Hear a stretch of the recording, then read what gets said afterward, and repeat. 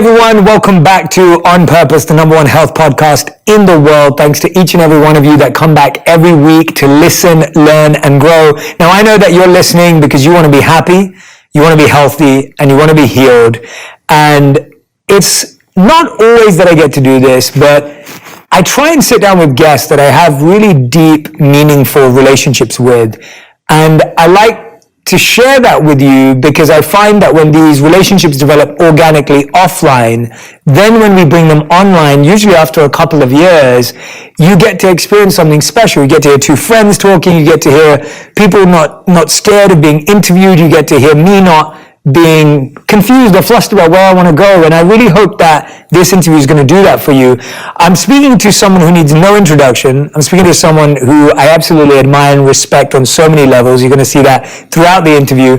And I'm speaking to someone who became one of my dearest friends without meeting him during the pandemic. I'm speaking about the one, the only, JONAS, one of the kindest, sweetest, most down-to-earth humans I know. There is not a bad bone in this guy's body. He's given me memories that will last a lifetime. I'm so grateful that he's finally on Purpose. Joe. Wow, thank you. Welcome to the show. What an intro. It was from the heart. I need you to introduce every show from now on. I will do it. Nicest person I know. I'll do it. Let me be the voice of God at your events. Please. We have a show tomorrow. You can do it.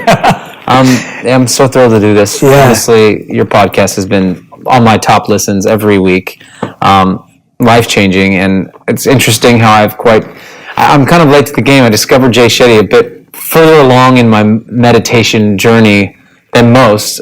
When we first met was via Zoom. Actually, the first time we met was in front of like thousands of people online, and then we didn't actually meet in person until probably a year and a half, 2 years later. Yeah. My brother met you twice before me. Yeah. Nick met you twice. Yeah. So I was quite jealous, and I was like, maybe he's not real. Maybe this is an AI version of this person that was created. But I'm glad to say you're real. I'm glad that we've become so close, and you've been so helpful for me on my personal walk with, whether if it's the Jonas Brothers to personal things I'm going through that I've expressed with you, and on a bigger scale of just like the days that we live our lives for everyone else, and how I'm able to function like a normal human being when I go home at the end of the day. So it's been really helpful. So thank you. No, and I want to give you some credit for this, because I think a lot of this stuff happens behind the scenes and people are unaware, especially with someone like you. You've been popular and famous for so much of your life, and you know, there's so much written about people and so much you hear about people, and there's so much you don't hear. And I think in my line of work, where I get to see the behind the scenes of a lot of people, I like to be able to share that, because I think it's important. So what Joe's talking about, for anyone who's listening or watching back at home, is we did this charity event thanks to, and I want to give a big shout out to David Johnson, right? Because David Johnson, because David knew that, David felt that we would connect, and we did this event for We Day, and it was Joe, Lily Collins, and myself, and Lily and Joe were hosting, and I was asked to teach a meditation. And literally seconds after this meditation finishes live online to thousands of people, I get a message from Joe, literally in the next couple of hours, saying, hey, I'd love to do a meditation like that for my friends. And I'm like, cool, that sounds great, let's do it. And I thought nothing of it. I was like, yeah, that makes sense. He obviously enjoyed it. That's great. Love that. And so we did it. So we set it up for that Sunday. I think it was a Sunday. Right. And he set up a Zoom link. He sent me a Zoom link. And we started this thing, and maybe, I can't remember how many people joined the first one. The first one was probably close to 6 or 7 people. Oh, was it really? Okay, right. It was pretty intimate. Yeah. If I'm correct. Yeah. And then cut to, after the first few weeks, more people started to join. And there was always the same 10, but for sure, sometimes there was 30 people on the Zoom. Yeah. And all different walks of life, people from all over the world. Obviously, when we're in proper lockdown, and a lot of things were happening in the world, it was really the best thing to have at the end of your week or the beginning of your week to just get together and meditate with people, and then have a discussion. And you were so kind, and we still do this. So you're still so kind to take time out of your crazy schedule to answer any questions or even give advice. And sometimes it's just an open floor to talk and express how everybody's feeling. And it was so helpful for me. But it's also, I think, really been a wonderful experience to give back to all my friends, or at least to be able to present a comfortable place where they can just be themselves and talk about their emotions and not feel embarrassed about it. And it's been incredible. Yeah, the impressive part to me though was, and obviously you gave me beautiful friends and family and people like Greg, and Vanessa Hudgens been on the show. I met her through the Zen Zone. She talked about how she met Cole through the Zen Zone. Cole, her now boyfriend, who played for the Pittsburgh Pirates for years, and my good friend Christo invited him one day. Course, yeah. So he invited him one day on a Zoom, and then Vanessa met Cole through this Zoom. So there's been like romance that's come from this, but it's really special, and I'm glad we kept it up. And obviously everyone's life kind of got back to normal, but we still wanted to do it. I saw a few people last week, and they were like, when are we doing it again? We have to do it again. Obviously, it's become like a norm for us. Well, that's what I was going to say, that the impressive part, and now we'll put a bow on the bromance and start getting to an interview, everyone who's been listening, but the most impressive part is that we did it for 75 weeks. Like, I think when I calculated, it was like 75, 85, maybe we even did a few more. And I think it's that level of consistency that I admire in someone like you. Anyone can do one, and anyone can be like inspired for a week. But to be inspired, and through our conversations, I've continued to see that, like, to be inspired and consistent with something for that long, and then to inspire a community to do that, it requires someone really special. So I really am so impressed by that. And it became the model of how I work with so many people, where I realized that you taught me that. You were like, hey, just don't make it a one-on-one, like bring people along for the journey. And so you really inspired me in that way. Thank you, and anyone who ever asked for a meditation, I started saying to them, make sure you invite your friends, because Joe did this thing and it inspired me. And I genuinely think it's changed the model of how I work with people. Well, I feel like as well, what I miss so dearly was just the connection of being around my friends, obviously everyone and family. And I was also getting tired of these like Zoom parties where you're playing games and you're like, all right, this is not happening. This is not working for me anymore. So the idea that you feel on an emotional level you can connect with people, and also there was accountability of like you kept your camera on and your audio on, so everyone was able to be actually meditating with each other and feel that difference. Because we know how it usually goes when you're in a Zoom meeting or a party. Like half the time you're hitting the mute button and camera's off, you're doing something else, or you're on a bicycle while you're doing it. So it was nice to be present and do it. Yeah.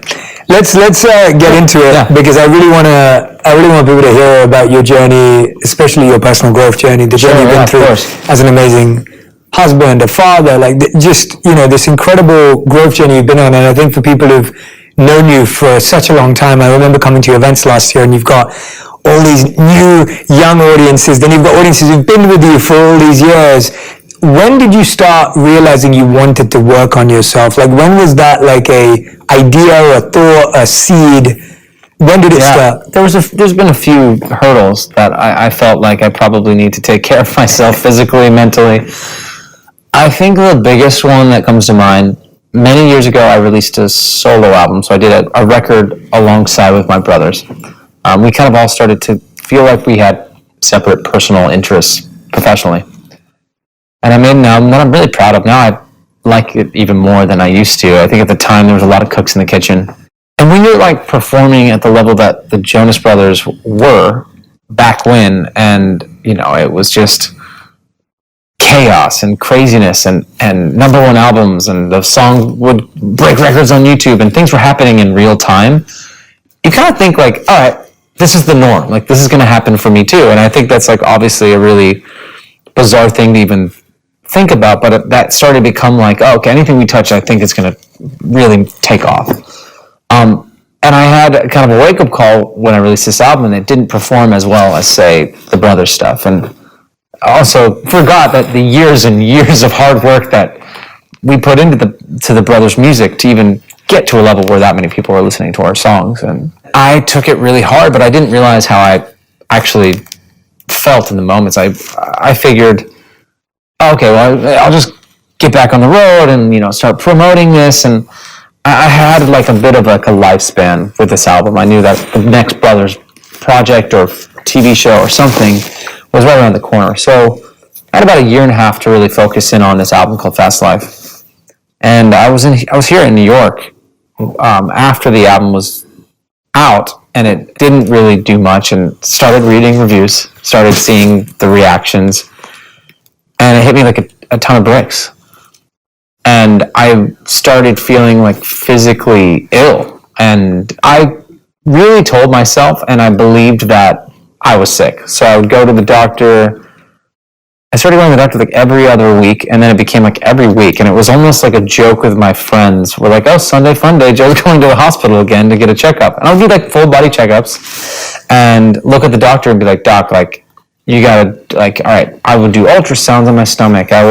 It became a thing where it was comical because I'm like, I'm a hypochondriac. I'm overthinking these symptoms or creating this in my mind. And one doctor finally just said to me, they're like, have you thought or spoken to a therapist?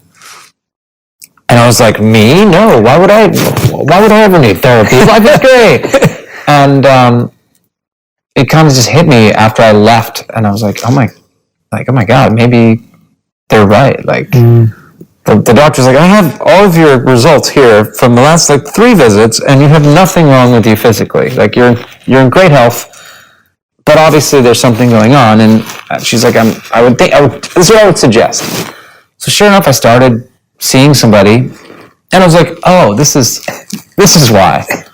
Right before that window where I started speaking to somebody, I was here in New York, and I'd go on these bike journeys, and I would ride my bike from like 8 in the morning to 8 at night and stop along the way. But it was like an escape for me, and I wasn't able to look at my phone. I wasn't able to think about the album. I was just kind of checking out. So I was like still running away, avoiding the problems. But I thought this was like, oh, this is what I needed. Yeah. And then I got the bike. I'm feeling sick again. And so I started talking to a therapist and really dove into all of that pain and trauma that I created for myself. And it was weird that it stemmed from something as simple as like, oh, the album didn't do as well as I thought. Which you think like, it's not the biggest deal in the world. But I think in my brain, I was pushing myself so hard. And I had these expectations really set high. That brought me into the walk of therapy and then the walk of meditation with you. And I mean, that's years and years later, but that's how I started kind of saying, okay, I think I need to take care of myself. And I'm not this 15-year-old kid anymore that can just run and be fine. Yeah, and it's amazing actually the other way around too. I don't know if you've ever thought about it this way, but it's like, you said like, oh, I shouldn't have maybe felt that bad that this solo album didn't do so well. But it's like, how old were you when you did the solo album? It's probably about 21, 22 years old, yeah. Yeah, so it's like you're still a young adult. Yeah, that's what I mean. You're figuring it out, you know? Exactly, and that's what I wonder. It's almost like going away from something that was a surefire win to try something new and potentially out there and risky and moving away from like a, tried and tested formula of the brothers actually requires a lot of courage. And most people try and hang on to what's tried and true and would be scared to do what you did. And so I think there's also a lot of like... Yeah, it took a long time to come to that realization. Yeah. Those like trend words flash in your brain. Like I saw a headline like, ooh, failure. And I took that word and that was my identity with that album. Yeah. And years later I was like, what? I wouldn't even listen to the songs as well. And years later I started listening to them again and obviously going through the work and realizing that, like you said, that journey, that leap of faith to actually do something else rather than just be pigeonholed to like, this is the comfortable place, this is the breadwinner, I'm good here. Yeah. I was like, all right, I'm taking a leap of faith on my own, and that's a big enough, it doesn't matter how many people listen to it, if everybody loved it, hated it, whatever. Yeah. Doing it for me, and I lost touch with that. Yeah, but that commitment as well, even at that early age, when was it you started to see a therapist? It was around that same time, right? 21, yeah, it's about 21, 22. Yeah, like that commitment to that, truly working on yourself in a reflective way, like that's a big deal even at that age, like to accept that you need help, then to find help.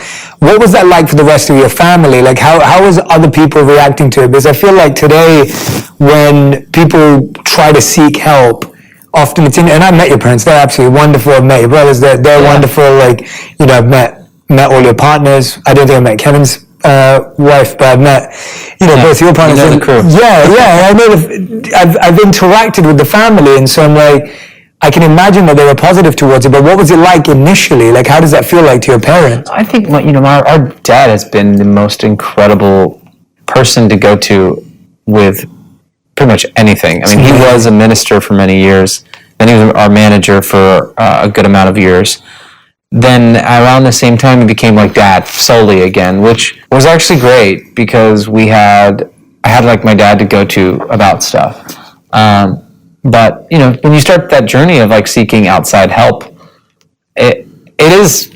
I think as a parent, it'd be a little bit. It's going to take a beat to realize like, oh, you're not the only one that can give advice now. But also, I get it. I think my parents are really mature in that sense where they respect medical professionals. So I think if like the person has the degree to be able to give that advice, then I think that they're going to feel more comfortable. I mean, that there's been people that I think I've gone to for advice that my dad was like, I'm going to raise my hand and say, this is my opinion. I don't know if this is the right person for you, but let's find somebody with a couple doctorates. Yeah. That's fair. That's good advice. Yeah, no, your parents are so sweet when I met them. Because it's so easy to find anybody. Yeah. Like, Google the closest therapist or person or life coach or whatever it may be. Yeah. But to actually have somebody who knows is key. Yeah. I love what you said though about how like, you're like, I had to realize that the brothers had spent all these years building something,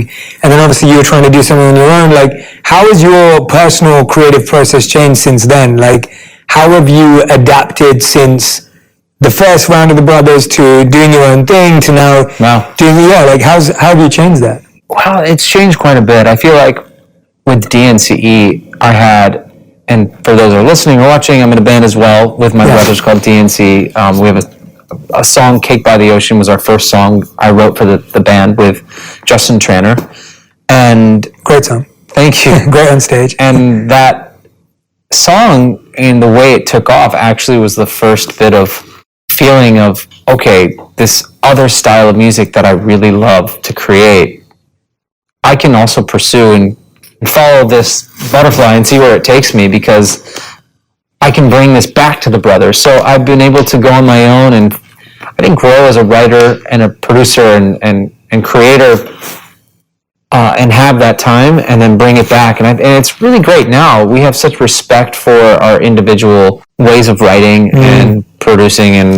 And when Nick and I wrote our most recent album, we had like two different rooms going. So Nick was writing something with somebody, and I had another room going, and we kind of like brought the best ofs and then came to the table and said, here's what I'm thinking, and then we like kind of worked together. We used to just argue our way through songwriting sessions, or everybody wants the chorus, it's like, I want the chorus, my voice sounds good on this, and we're like, I really want to sing this because I kind of think it relates to something I'm going through more.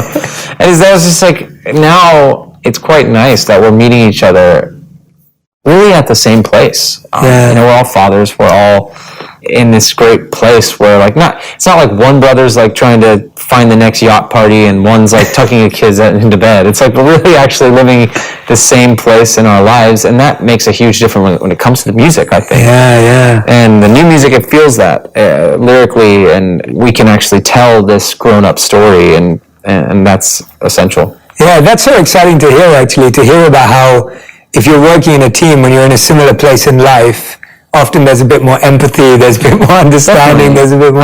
I think it's comparable to like any career path. Yeah. I mean, if you're writing a film with a good friend and one wants to write a love story and the other's like, no, I want to write a war film, and that's that. There's going to be no love in it. It's like definitely going to be tough, And so I think we felt that when we wrote songs. It'd be like one person's going through a heartbreak and the other was like, well, I just started seeing somebody. Yeah. It's like, and I know that's really on the romance front, but those heads butted. Yeah. Also, I've gotten the opportunity in the last couple of years to write music for film and TV, and I love putting a thinking cap on of somebody else. So I'm thinking as the character. Yeah. What would they feel, and so everything during the lockdown, I wrote a song for an animated film called Rumble felt like wrestling monsters. So That's so cool. putting on a thinking cap of like, all right, what would they sing about? Yeah. And then just recently wrote a song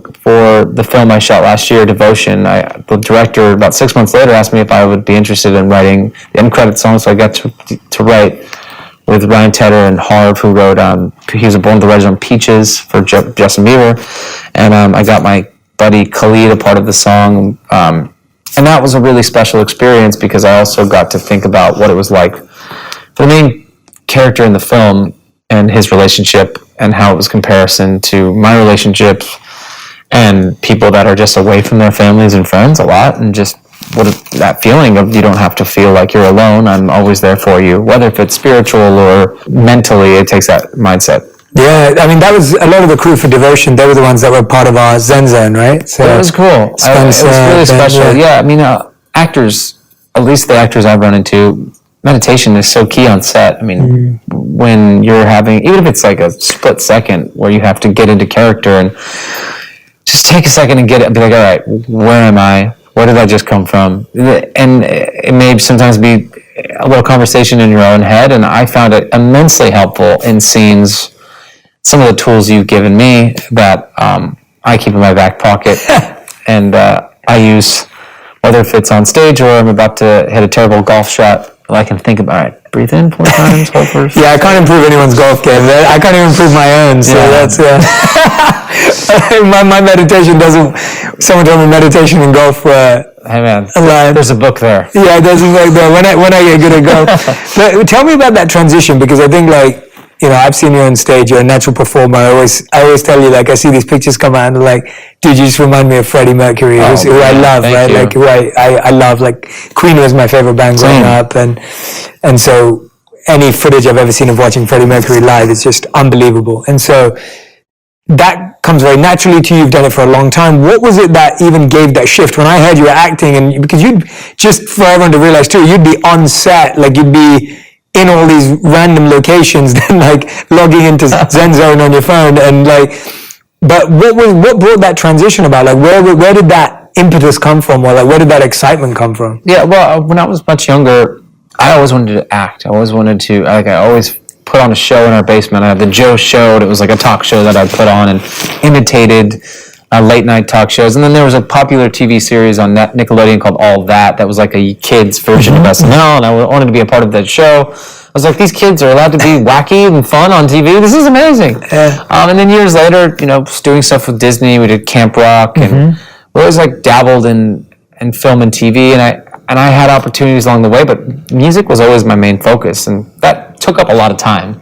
And the limited amount of weeks or months of the year that I was making an album, or it was a little bit quiet season, we're still working. And not until really the lockdown where I saw an opportunity of time and started auditioning and having conversations. I had a conversation with JD, the director of Devotion, which I just straight up told him, like, look, I know I'm not the first choice. I get that. Simply because I don't have the credits to prove that I can do this, but I will work so hard for you. I'll prove to you that I can do this. And I sent myself a tape in, and it was a life-changing experience. I mean, I'm lucky that I'm a part of a film like that, or I should say, I'm very grateful that I'm a part of a film like that where I'm surrounded by such great talent and just soaking it up. I knew day one, showing up on set, Jonathan Majors, who plays Jesse Brown, one of our leads of the film. I mean, he was in character at the table read in his flight suit, and I was like, "Oh, okay, this is real." Yeah. And I just felt so excited to just learn, and it's a bit addictive because when you have somebody that is that in character all the time, it rubs off on you. So like all the other guys, we started dressing in 1950s clothes, and then we started, like, afterwards I still was shaving every day like they were in the Navy. I loved that aspect of it where you really try to dive in. Yeah, and you were working out a lot too, right? Like, I swear during that movie you were like, well, I'll tell you what, I showed the day the fitting was, I showed up to set and I saw all these photos, mostly just like shirtless photos of these actors, and I was like, I need to get like, I thought my 2 days was enough. I was like, and they're like looking at their ages, and I was like, man, this guy's like 7 years younger than me. I was like, all right, I got to keep up with these kids. But yeah, it inspired me to like work out, and we did a lot of military training where we were doing group runs and, just working out on set a lot because we're just sitting around. And I think that's why meditation really came in handy, working out came in handy on set. What they don't tell you about being in these beautiful films is that there's a lot of downtime. Yeah, a lot of waiting around. And if you're not number 1 or 2 on the call sheet, then you're probably just hanging out and waiting for them to be like, we need you in the background. So a lot of time spent, and I was just like, built a little workout. I built a gym in the back of my car, essentially, and I just would, and I had a shower, so if I got sweaty, I would just shower in the trailer and then get ready again. And meditation. I mean, we do Zen zones on set. We would do these Zooms where we did meditation on set, and it was really amazing. Where did that work ethic come from for you? Because that's what I was talking about earlier, right? Like your discipline, your ability to apply your mind, your consistency, like those things are not always common because, especially when you're being artistic and creative, sometimes you need spontaneity and you sometimes just have like an artistic moment, but you've been able to balance the two. Like, where did that work ethic develop? Like, how early was that? Was that from parenting? Was that from the brothers? Like, where did that come from? I chopped some of it up to my parents. They worked really hard. I mean, I didn't really click. I mean, my dad, he was very much in debt, putting his energy, focus, money into the brothers when we started. I mean, the guy was like 3-4 jobs. He was driving every day from New Jersey. You drive us to the city to record a song, drive us back. I mean, it's like an hour each way if you're lucky and there's no traffic. And then on weekends, he's a minister. It's just like juggling a lot of hats and also catering to like an entire church and their stuff. So some of that. And also, I think just when it comes down to it, I just want to keep pushing myself, and I also am so grateful that I get to do what I love for a living every day. I wake up and write a gratitude list, and on that list, it's usually one of the top 4 things is I'm grateful that I get to do what I love for a living every single day, especially when there's so many people out there and there's so much music constantly coming out. And on the acting side, there's so many great actors out there that are constantly you're seeing, and to be a part of a film like that, or to have music pop up on Spotify, New Music Friday, or wherever it may be, I'm like, I am so immensely grateful that I get to do this and continue to get to do this, and that makes me want to work even that much harder, because I don't want to just say, okay, you know what, the brothers are big enough, we're playing these big venues. It's like, great, this is a nice paycheck.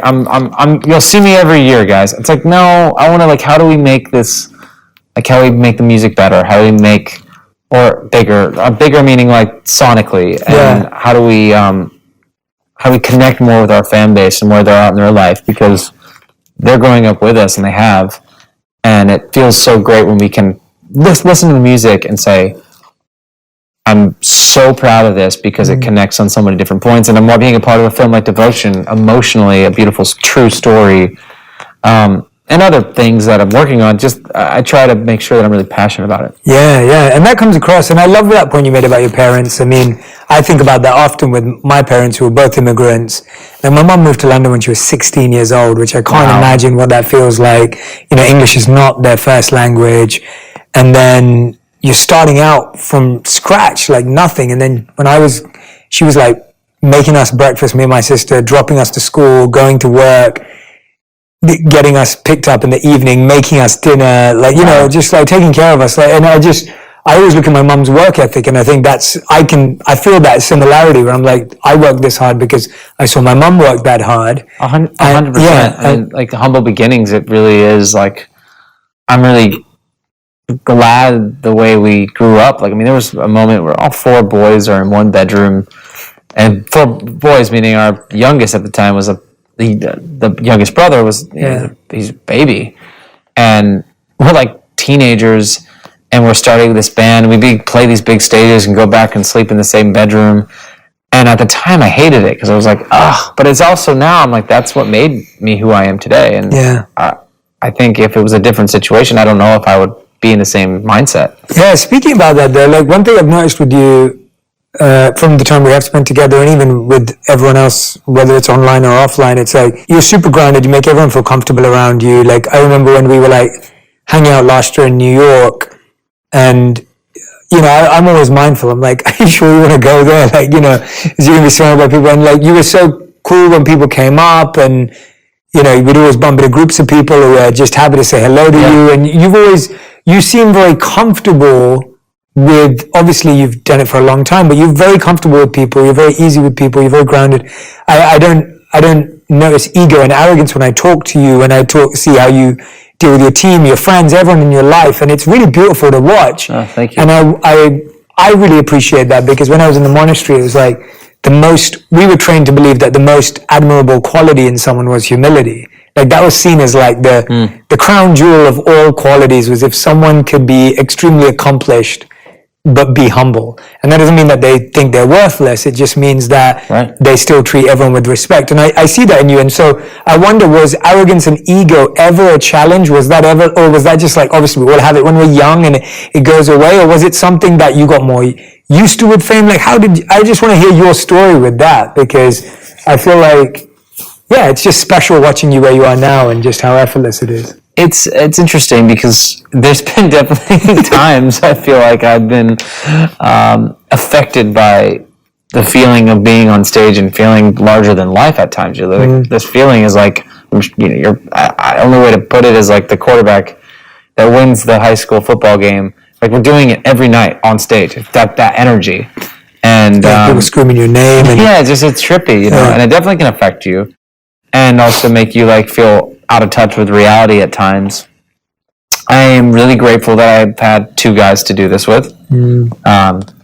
Brothers keep you pretty accountable and humble, and we slapped each other around a lot. I think that humble beginnings is also essential. Like, don't forget where you came from. And all those things are so easy to just forget. Totally. And just move to LA and get a big house and like you're retired. I'm like, whatever, don't talk to me. I'm hiding out. And to each their own. I just I still don't know what the ingredient was, but the magic ingredient was. But I think it's a bunch of different things. And I think also just getting older and like finding my own like happiness outside of the brothers, outside of music, outside of film or TV, just like on my own personal front of being able to, a bit of separates church and state in that sense, where it's nice to just have something for myself. And Sophie and I, am speaking to her, obviously. We've, my wife, for those who don't know what I'm talking about, or who I'm talking about, we were very particular with like sharing our relationship. So we didn't really post anything about our relationship till like we were engaged. And it was nice for the first time to actually just have something for us, for me, that I didn't feel like I needed to share with the world. And I think, she is also keeps me humble and accountable. And it's been amazing to have a partner like her. I wind up my wife all the time because she does the same thing to me. Like my wife keeps me so humble and so grounded. And so I'll wind her up by saying really egotistic things around her all the time just to see how she reacts. And she never takes it as a joke. Like to her, it's like, you can't even joke about being arrogant. I can't look in the mirror a certain way. Well, I can't look in selfies a certain way. If I look at it, she's like, why are you doing that pout? Like, what is wrong with you? Like, I mean, she'll tell me straight up. She'll be like, you're not going to wear it with those shoes, right? Quote, like yesterday, I was like, well, I was planning on it, but... And there's like, obviously, a lot of great things that come from it. I'm saying the funny things, but I think it's been really helpful to have, outside of brothers, even like accountability when it comes to fame. Having a partner who's like supportive and also trustworthy and has your back, but also will keep your head on straight. Yeah, definitely. I couldn't agree more. I think about that all the time, that I can't imagine how hard it is to create that. And obviously Sophie has an incredible career herself as well, so it makes it somewhat more understanding. But I with my life, it's like I met Radhi before everything happened, and so it's been really wonderful to be understood in that way as well. Like that's incredible. Yeah, there's like a sense. It's a challenge as well.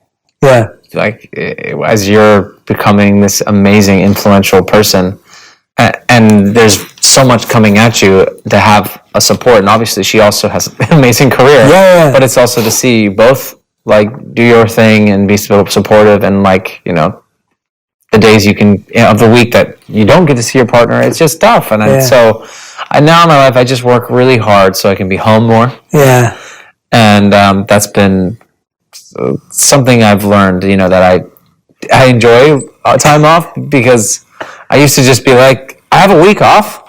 Oh, what city am I going to? And now I'm like, I actually understand why it's nice to just chill. Well, you got to do it with children too, to Thank you. So it's like, just incredibly grateful to be a dad. It's an amazing feeling. Yeah. What do you think you've learned first we'll start with being in a relationship. Like, what do you think you learned about yourself, or something that you grew by being with Sophie that you didn't have before, like a skill, an ability, a mindset, an approach to life? What came through that relationship with Sophie that... It's not some like cute relationship that you have. I've had my fun. I've dated before, plenty. But what it's just so different with Soph is that blew me away. Is just like the forgiveness, the partner, the friend that I have. Like, we're each other's best friends, and we grow together. I mean, so many different amazing experiences that we've had in just 5-some years. It's just trippy to us. We're like, whoa, we really have lived a life, and it's just been amazing to, like, at times save each other. You know, we've gone through so many heavy things together as a couple and individuals, and to know you have that support no matter what, it's just amazing. Yeah, I love hearing that, man. It's beautiful. And yeah, I agree. There's so many things that you can go on and on about, but yeah, I feel the same way. Like, when I met Robbie, it's like, I don't think I ever knew what a genuine, like, understanding relationship looked like. Like, absolutely. I feel understood. Yeah, I remember there was a big moment in our relationship where we had a rocky phase, and I like called it off, and she was understanding, and that blew my mind. Yeah. That somebody could be. And you break up with someone and they understand. And I panicked and got back with her like right away. But it was the best. Amazing. It was obviously the best decision ever. I was not the breakup part. That was the dumbest decision. Yeah. But I realizing, like, the fact that she would be supportive, and not saying I was in the right in any way. I realized that this person loves me so much that they were willing to put aside their stuff for me. I'm like, what the, like, how could I ever lose that? Yeah. And that's special. Yeah, it's really special. That's beautiful. What about with the kids? Like, becoming a dad. Like, that's another. Man. These are all major life transitions, right? Like, going from being with the brothers to then doing your solo thing, then coming to therapy, figuring that out. Then, you know, these are major life transitions, and I think I'm not a dad yet, so I'm always intrigued to get dad tips. And I mean, Willa joined many meditations, many Zen zones, which was very sweet. But like, what would you say have been the greatest lessons, and that for you, or like the biggest, the simplest? Greatest. I mean, there's so many. I got amazing advice before I became a father. Just before becoming a parent, I reached out to, like, my favorite people that are parents, and the ones that I really respect how they raise their kids. I had a lot of questions for them, but the biggest question was, like, if you can give me one big piece of advice. And almost all of them, and sounds just kind of cliche, but they're just like, literally enjoy every moment, because it moves by so fast. And I think about my own father, and I'm thinking, like, you know, he blinks, and I'm like, his sons are in his 30s. He's like most of his sons. And it's just like, and I'm a big kid at heart, and I encourage other parents to just be a big kid. Another person mentioned, you know, they watched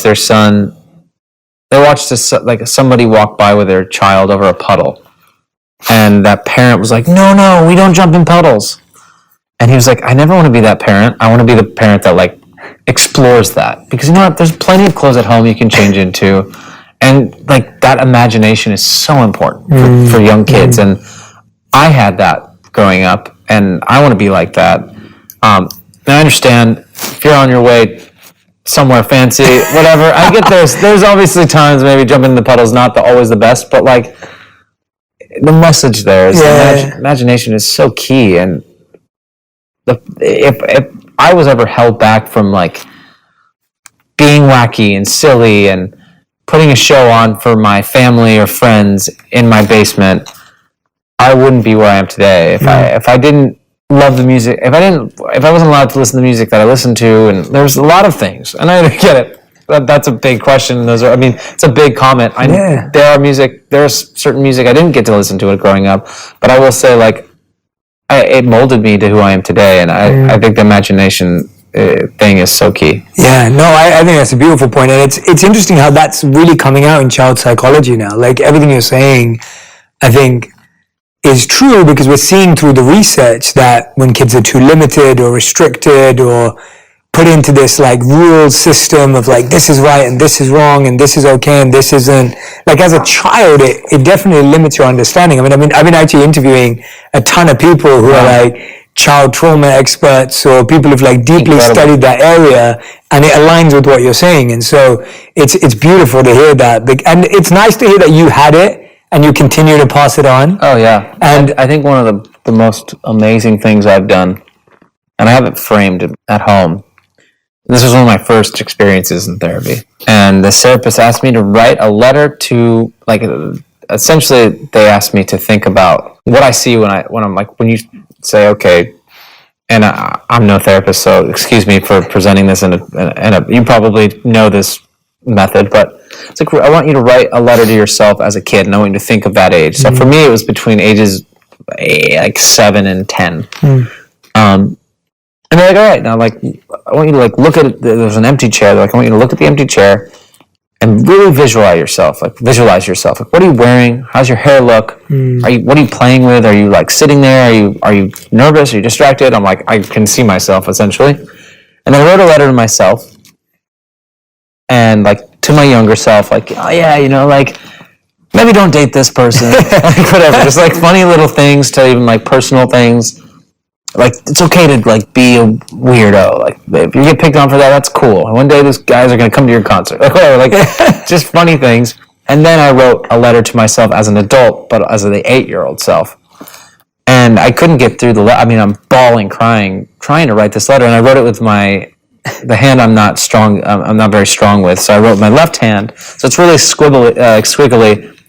And, I had the letter framed in my house. It was just such a great reminder to be a kid at heart and to, like, not be too hard on ourselves. Because we're all big kids at the end of the day, trying to figure this crazy thing called life out.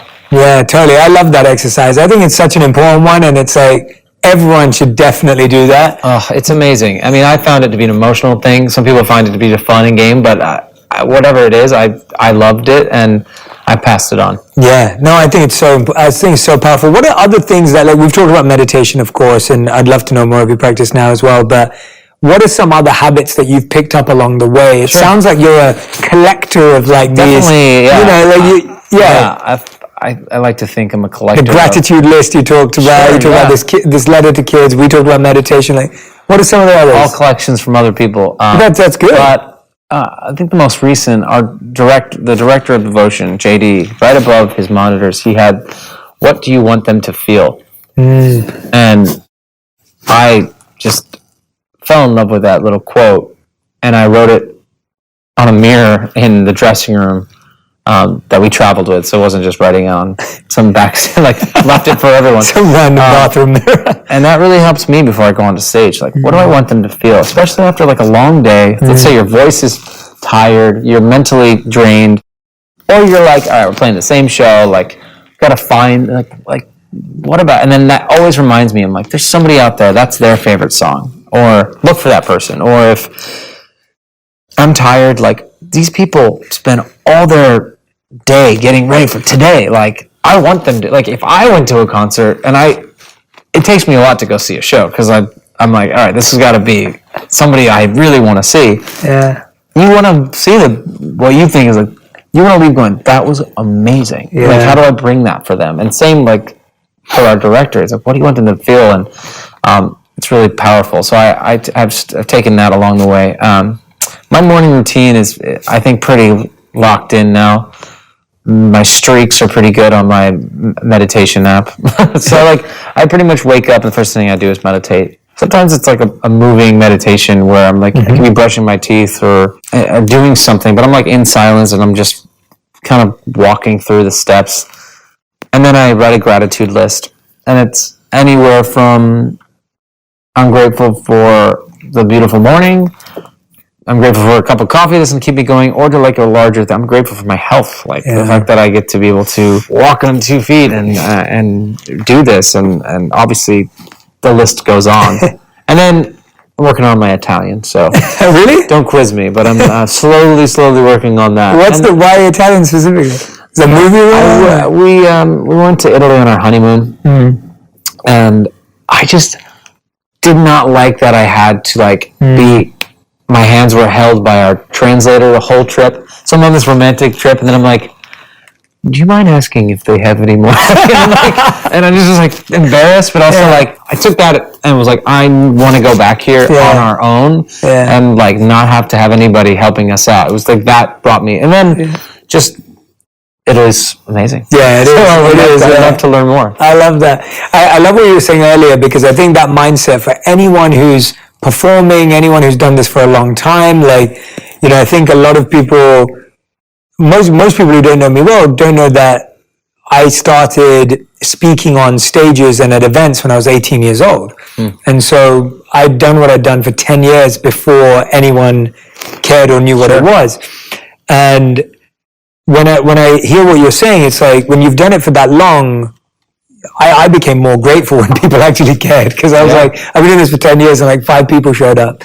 And so, when you start doing it and more people care and more people are interested, you become more grateful. But there was something beautiful. There was an interview with Vanessa Bryant, Kobe Bryant's wife, after he passed away. And she was telling a story. Actually, I think she was giving a speech, and she told this conversation that she had with Kobe. And she said that, people always asked Kobe why he played when he was injured, or a lot of people didn't know that he played when he was injured. But every time I'd ask him why he played when he was injured, he'd said that I played because that person has saved up to come and watch one game, and they want me to play in that game. They came to watch me. Unbelievable. And if I don't play, then they won't have got to see me, and they may not be able to afford to go to another game ever again. And so I'm going to play even if I'm injured.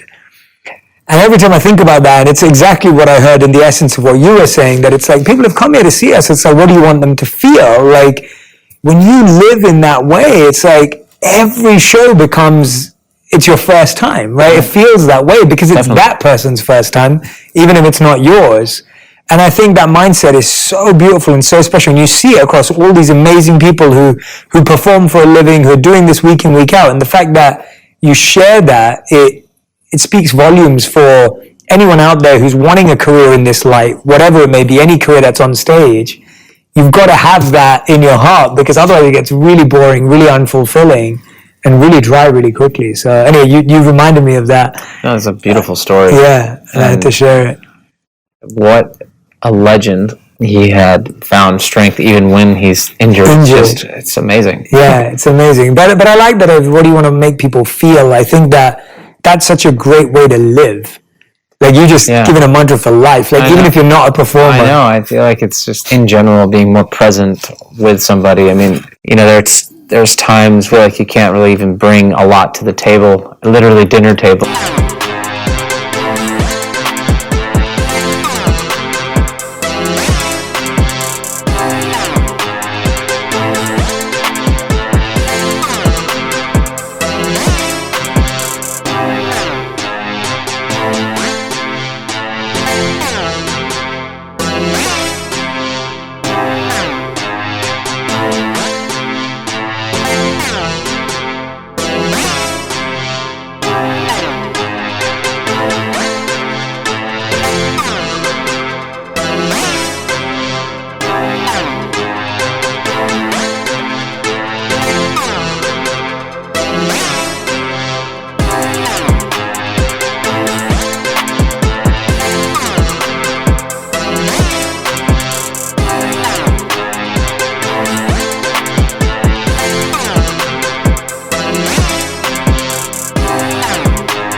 example, somebody calls you and says, hey, you want to get dinner tonight? And you've been running. You're like, I don't think I can give you 100% of myself mentally or physically, even, like, just to be in your presence. Like, it's okay to give you the rain check, pass on the rain check. Sometimes you're just like, I want you to be able to have my full attention. And I try to put that into play more often.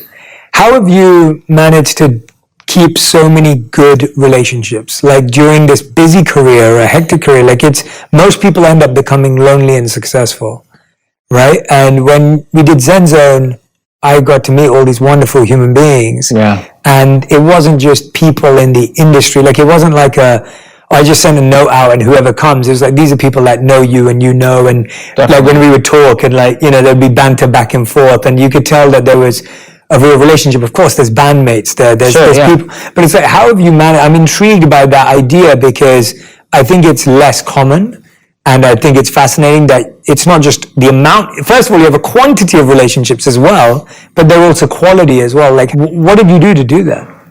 I've had the same kind of friend crew for a long time. I think the older you get, your friends gets tighter.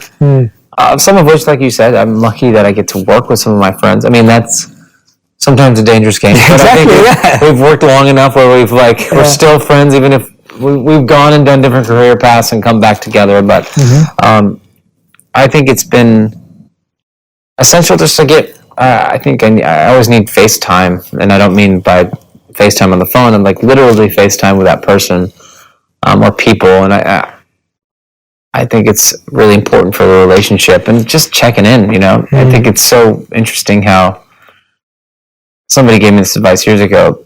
When we see our friends like going through something, we know they're going through, they've a loss in the family or a situation that's pretty heavy, and we usually, you think like, oh, I don't want to bother them right now.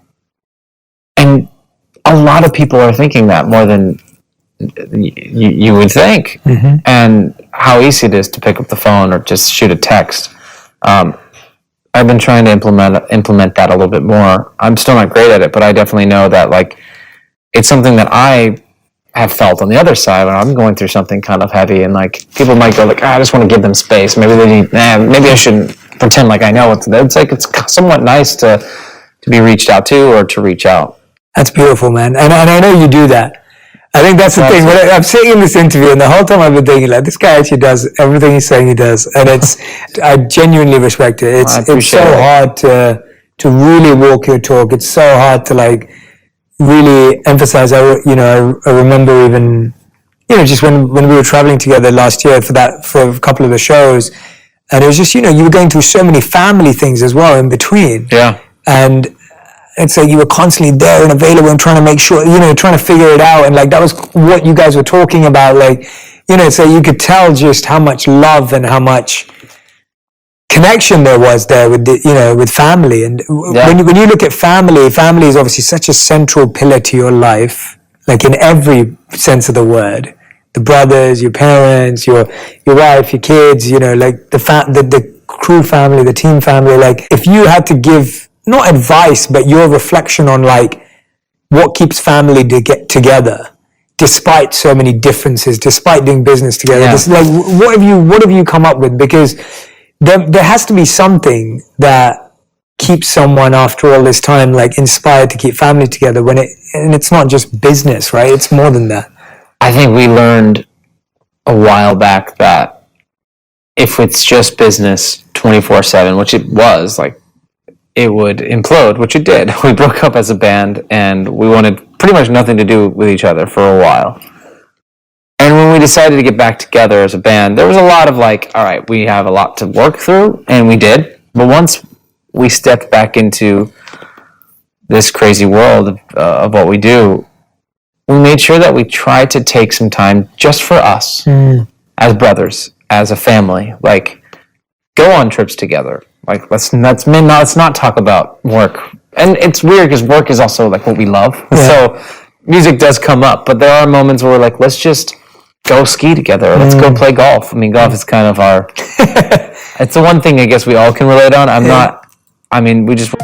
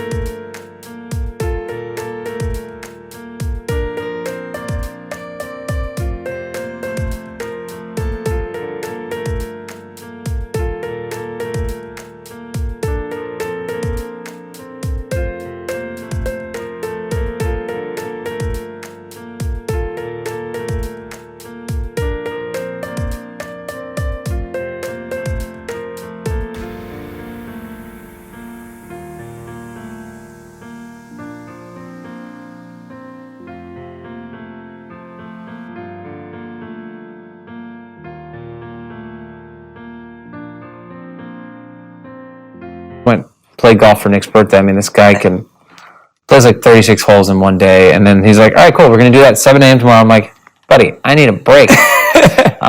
So we have hobbies outside of work that I think that's essential for us. And even like with my parents and stuff, like just hanging out, you know, let's challenge each other without talking about business, because we're still like in a business with our dad at times. We're in and out always. Like it always, we can't help ourselves because we all love music. We all love what we do. We love supporting each other. But it is nice to say, you know what, let's just not talk about, let's just do something as a family or as friends, as brothers, and keep that relationship healthy as much as we can. Yeah. Joe, you've been so generous with your time. I want everyone who's listening or watching to know that it's currently Friday night and it's 8:24 p.m. Joe's had a busy day. Best bar in town with Jay Shetty. Tomorrow you're performing at Global Citizen. Yeah, it's going to be really exciting. Global Citizen at Central Park. I have never played the show, and I mean, quite the flex. I mean, I mean, what a great cause, and I'm getting texts like, you're playing Central Park tomorrow? I'm like, maybe. But I'm really excited to share the stage with some of these legendary acts. I can always say that I played a show with Metallica. Never thought I'd be saying that. Yeah, it's awesome. But no, I'm so grateful for your time. Is there anything that I haven't asked you that you really wanted to share, or something that was on your heart or mind and you're like, oh, I really want to talk about this, but I didn't feel like you did it? We kind of tapped into it a little bit on like the daily practices. But one thing I've recently done was I kind of stole from Greg over there, which has been helpful actually. I like recently deleted social media off my phone. Oh wow! And it's been like, and I'll still like download Instagram occasionally just to check in on messages, because it's like literally a new email at this point. But it's been nice because I just needed the break, and it's been really helpful to be present with my friends and family. And I know there's other ways of doing it. I'm not saying it's bad for you. I mean, there's other ways of like setting the alarms and timers. But for me to not even have it on my phone, I'll tell you what, I'm just like so much more aware, and it goes the full circle, like being present with my friends. I'm just like way more like in it, which has been really nice. I love that, man. That's hard. The only thing I miss is like a couple of funny memes my friends will send me. Other than that, I feel like I'm pretty like aware, which is nice. And I've been loving all the spontaneous TikToks. Oh yeah, the singing. It's been a lot of fun. I can't. Yeah, I'll get back on there eventually. I love that I can showcase that my wacky personality. Like, I got more people coming up to me on the street these days saying, I like your TikTok than your music. And I'm like, man. I was doing an interview the other day, and I'm sat outside having coffee, and this young lady came up and she's like, excuse me. And I was like, this is perfect timing. I'm about to do an interview. And she's like, I love your TikTok. I was like, not unexpected, but I appreciate it. I appreciate it. And then the guy was like, I guess I should ask about your TikTok. That's awesome. I love that, man. No, and I'm glad you shared that. I think it's so important to take these breaks, to disconnect, to be present. But we end every interview with the final 5, and these are fast 5, so 1 word to 1 sentence maximum. So you got to be on your toes, which you're very good at. So here are your final 5, Joe Jonas. The first question is, what is the best advice you've ever received? There's a lot. I mean, I think this has been essential for growing up. Our dad always said, live like you're at the bottom, even if you're at the top. Not saying I'm at the top, and I never was, but I think I've gotten to a place where I could be feeling myself, and that brought full circle back to humble beginning conversation. That's a great piece of advice. All right, we've never had that on the show. I love it. Question number 2: what's the worst advice you've ever heard? This isn't gonna hurt. And then I got my first tattoo. That's true. Yeah, that was bad advice. I like that. All right. Question number 3: what's something you used to value that you don't value anymore? And maybe it's just for the time being, but social media. I mean, I've taken this break. I realized it's really needed for my life. Taking a little time off, and just nice to be aware and present. And so I thought that was that's 40 minutes of my day. At the end of the day, just scrolling myself to bed, to bed, and being like, now I'm dreaming about goats laughing on a mountain. Why? Great dream. But it's like I can just go to bed. It's huge. That's a huge one. Or wake up and not feel like anxiety from seeing some craziness. It's just nice to be like present and aware, or being like jealous you're not somewhere in the world with these people that you sometimes see. You're like, okay, I'm with myself or my friends, people that I love. It's quite nice. That's a beautiful answer. Beautiful description. All right, question number 4 is, how would you define your current purpose? I think to just be open to learning and growing. I think I realize that what I do is really incredible because I can make people feel a certain way and conduct a crowd in a sense. And I'm one of many but few that get that opportunity. And I know how great of an opportunity that is. And so I think my purpose is to make people feel hopefully good. Definitely More good. Emotional at times with a song. Definitely good. Fifth and final question. If you could create one law that everyone in the world had to follow, what would it be? Be nicer to everyone. Be nicer to people. Yeah.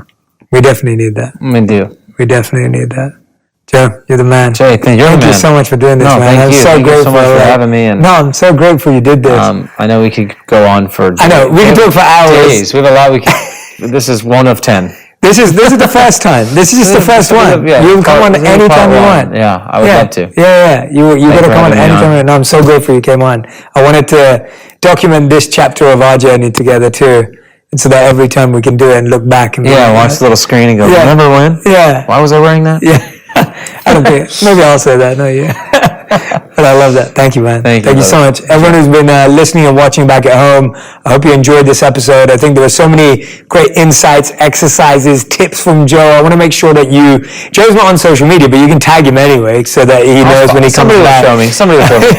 But please tag Joe and I on TikTok, on Instagram, on Twitter, whatever you're using, so that we can see what you learned, what you took away, what you're practicing. I hope that you're going to put some of these great insights and tips into practice for yourself. And I hope you got to know Joe a little more deeply and a little more through my lens and through my eyes in the way that I've got to know him. So thank you so much for listening and watching.